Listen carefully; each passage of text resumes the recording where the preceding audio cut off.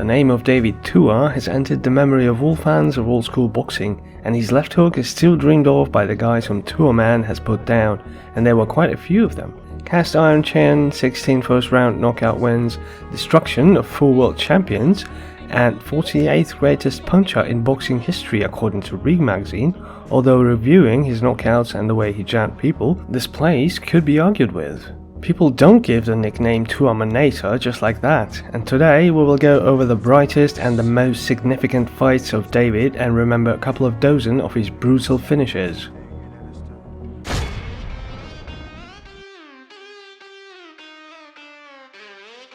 David was born on the island of Samoa, and from the age of 7 he had to learn what boxing is. His father was a famous fighter on the island, and he was very persistent in his desire for David to follow his footsteps and become a boxer. But his approach was a little not standard. He brought in grown-up men to box with the boy, and in case of victory gave them things from his grocery store. And to the boy himself he threw a slap and made him become stronger. At first this approach was very oppressive for David, but over time he admitted that he was very grateful to his father, who instilled boxing in him. After a while, their large family moved to New Zealand, and there Tua began to train boxing seriously and got a taste of it. Well, due to the fact that he was from Samoa, he couldn't do without a magic potion. This was the only way to explain his success in amateurs. In 1988, 15-year-old David became the youngest national heavyweight champion of New Zealand, while he deliberately fattened the pounds, since he had no opposition in the lighter weights. In 1990, he became the champion of Oceania. In 1991, he took 3rd place in the World Championship, losing to 3-time Olympic champion Felix Savon. Well, in 1992, he took part in the Olympics and took the 3rd place there. So with this background, Tuaman turned into a pro. You received your instructions in the dressing room. I want to emphasize 2 points. Number 1, Дэвид Туа на ваших экранах. Молодой, начинающий Дэвид Туа. As it is in boxing, every promising newcomer is led through guys who do not claim anything, and they are always happy to help young talents to advance. And David's journey began along the same standard scenario. His first opponent was the American journeyman Ron Humes with a record of 4-5. Well, they call him Rockin' Ron, and that's why he's been KO'd his last 4 times out. And boom, the left hook. David Tua starts this. 37 seconds and Ron is brutally finished, and while falling injured his ankle, so it was 1 shot for 2 wounds, and enthusiastic commentators immediately started talking about Tua as Tyson's successor, noting his overaggression and power. I see great things for this guy here, because he can punch, he can take a punch, and he wants to be a professional fighter. I think this kid here in 2 years is going to be heavyweight champ of the world. 2 years, mark what I tell you. The manager and the coach of Tua, Luke Duva, said that in 2 years David will become a champion, and watching how he dropped people with only a jab, many didn't doubt his superpowers and potential. David knocked out everything that moved, and at the same time very few people could hold out him at least a couple of rounds. Only his 10th fight went to the judge's decision, and his left hook with jump simply destroyed everything in its way. It was one of the best hooks, if not the best, in the entire heavyweight division. Of course there were those who tried to cycle and hold Tua on the jab, but neither anthropometry nor a good gameplay worked yet. Everyone knew what Tua would do, push to the ropes and hammer with hooks there, but this knowledge was simply useless in practice.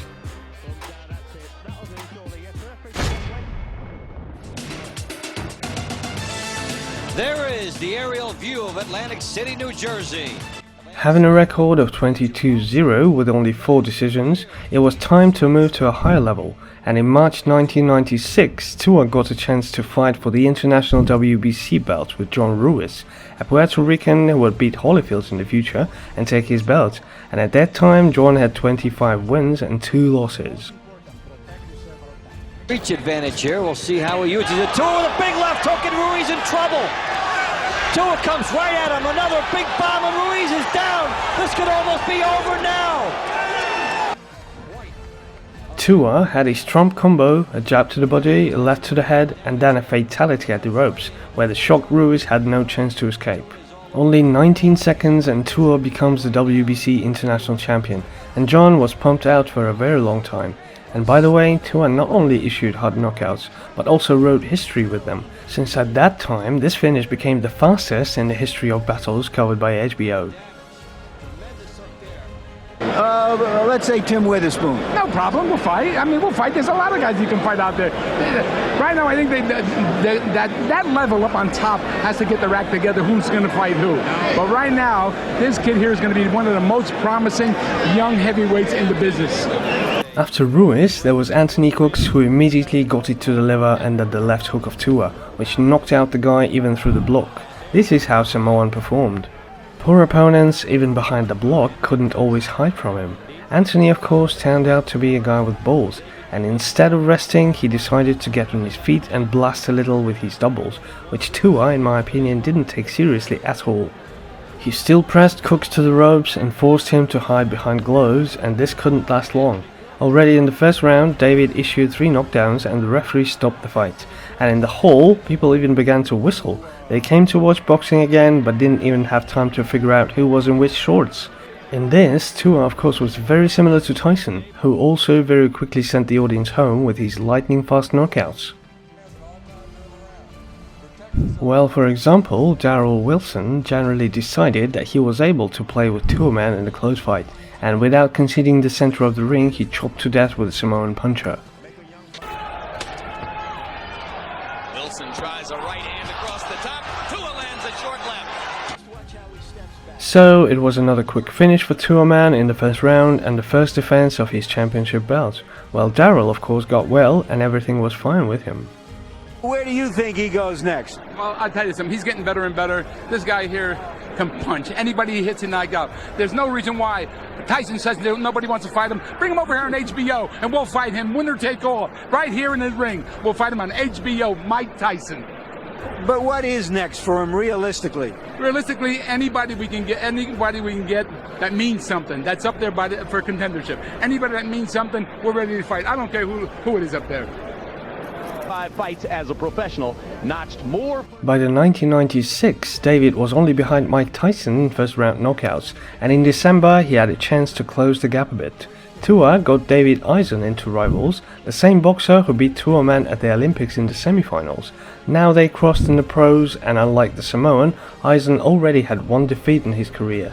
The fight turned out to be very equal, and for the first time for Tua reached the 12th round, since the previous ones, which he won by decision, were either 8 or 10 rounds.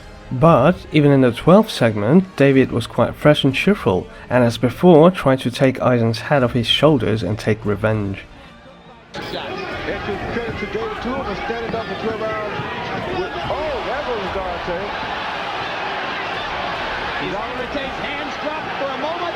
He gets the hands back up. Tua tries to finish. In the middle of the round, Tua's left hook went to the adversary, and after that there was a series of finishing moves which surprisingly didn't kill Eisen, and even this terrible uppercut didn't knock this monster down. The referee decided that it was time to end, even though Eisen's phenomenal grip could only harm him.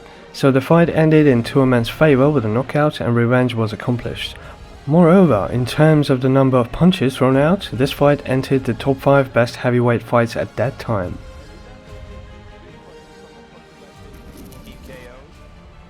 Tua made his 3rd belt defense against Oleg Maskayev, who was well prepared for this fight and was ready for Tuaman's crown left hook. His right hand was always in a place, waiting for a flash from the right. By the middle of the fight, Tua began to increase his pace, and in round 11 Maskayev's armor cracked. He still missed the left hook from David, and after a series of finishing moves, Oleg fell down. The referee didn't even begin to count, and immediately stopped the fight, fixing a knockout. Although Oleg himself didn't agree with such a stop and wanted to be allowed to continue. Besides, there were only 1.5 rounds left until the end of the fight.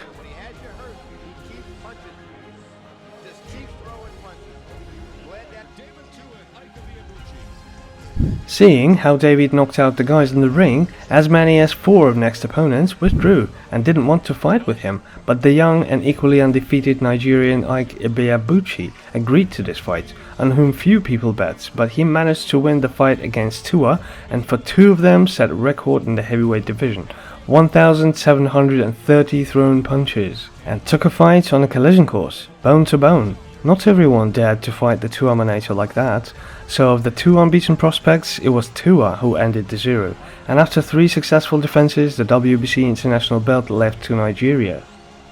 In favor of the new WBC international heavyweight champion, Ike, the president, Attention heavyweight division, Ike has arrived. Not everyone gave this fight to Ibeabuchi, and some analysts believed that there was a draw or even 2-1, but David didn't whine and complain about the unfair decision. He reloaded his gun and drove on to destroy the heavyweight division. Say it fast because I don't think he's going to last. Here comes Tua, and down goes that's it. Smoker's seen enough. Curry goes right back into the ropes. Having won 5 victories over little-known boxers, David got to Hasim Rahman, the guy with a huge bump on his forehead who fiercely upset Lennox Lewis, but that was all a little later, and in December 1998 he was an undefeated boxer with a record of 29-0, and at stake of this fight was the IBF, Intercontinental and USBA belt.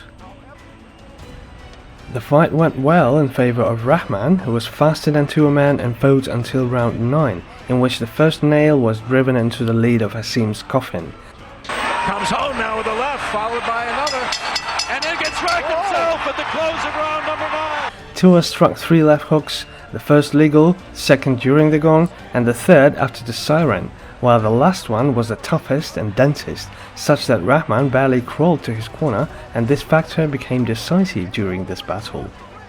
In the 10th round, Tuaman finished his work. He bumped into Hasim immediately with the gong and finished him. Actually, the referee decided so, who stopped the fight and awarded the victory to David.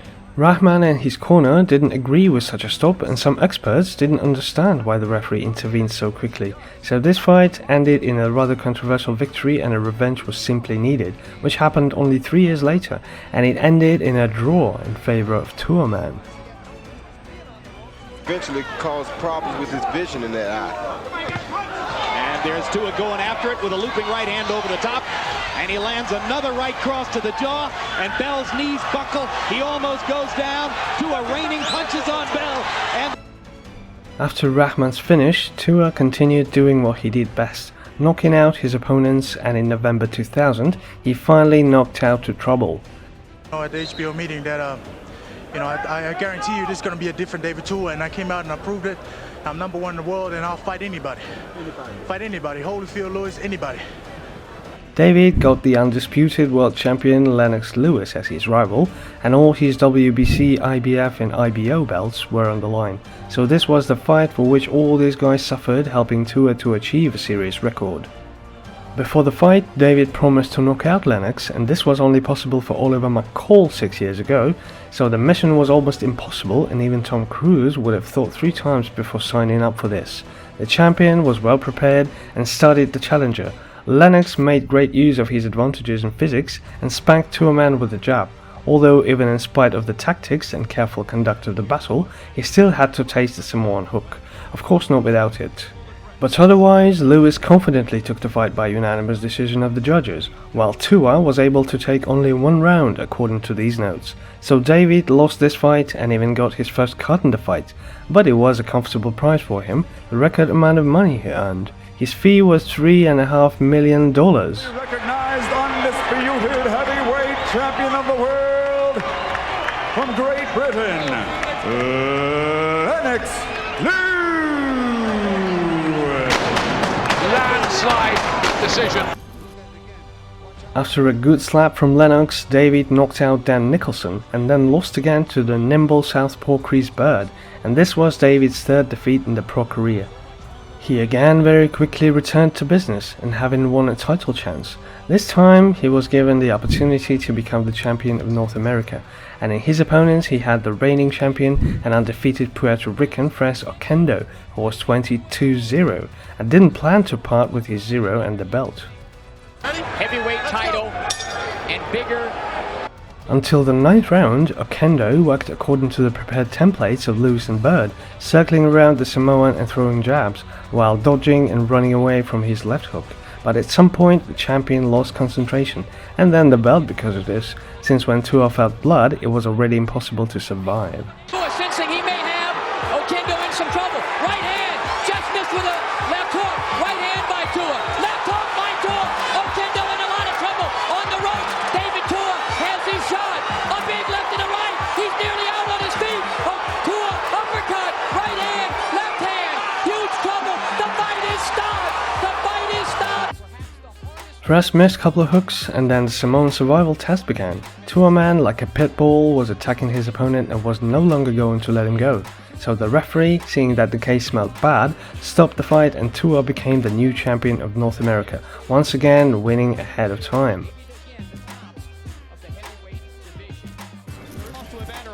His 44th fight, Tuaman held against the famous boxer and ex-world champion in 2 weights Michael Moura, and although he was already on the downturn, he had a big name and was still able to fight. For 30 minutes, I should say. Scheduled for 10, not for 12. Get off his head.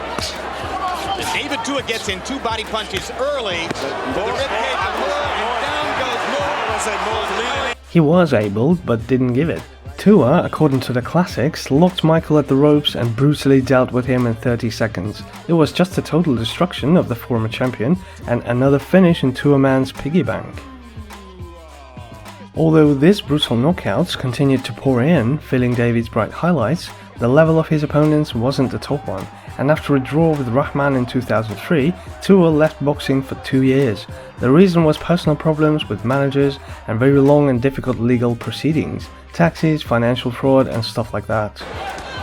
Tua letting the hands go a little more here in the final minute of this 4th round. Look at that double left hook and the one to the... So during his career, Tuaman had 59 fights, won 52, lost 5 and split a draw 2 times, while he lost only by decision, and if I am not mistaken, he fell into knockdown only in one of his late fights.